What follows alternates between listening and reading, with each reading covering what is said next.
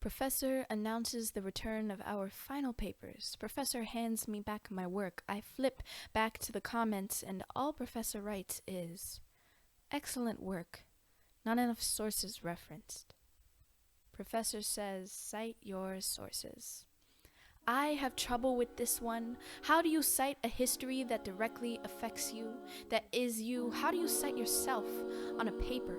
Professor says, look at articles, watch videos, research. I have trouble with that. Because what if I am the educational video that is unfolding right now? How do I cite what has already happened to me in my life and what will probably happen tomorrow? Will there be a tomorrow based on all of the things that have happened on too many yesterdays? How do I cite a conversation with my grandmother? How do I cite the fields of fruit trees that grow in her first homeland? How do I cite the aromas coming from her kitchen when dinner is almost ready? How do I cite our bond, our joy, our pain? Professor says find primary and secondary sources. Professor says do some digging. I search.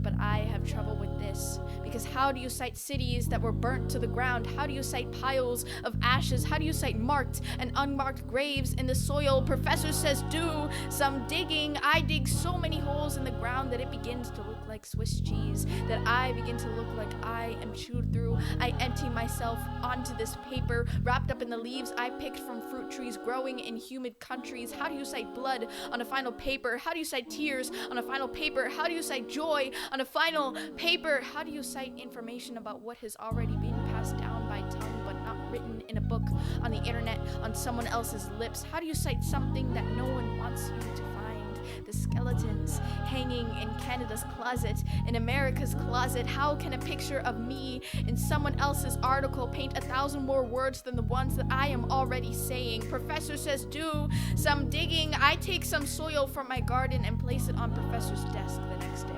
I tell Professor that this is a primary source. Examine it for bones, blood, tears, and joy. I tell Professor that this is academic honesty.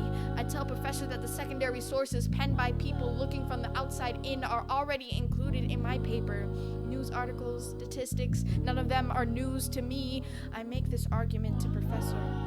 I ask Professor these questions for answers. I ask Professor, how do I cite my sources? Professor doesn't change my mark. Professor's eyes walk up and down my cries in silent blank stares.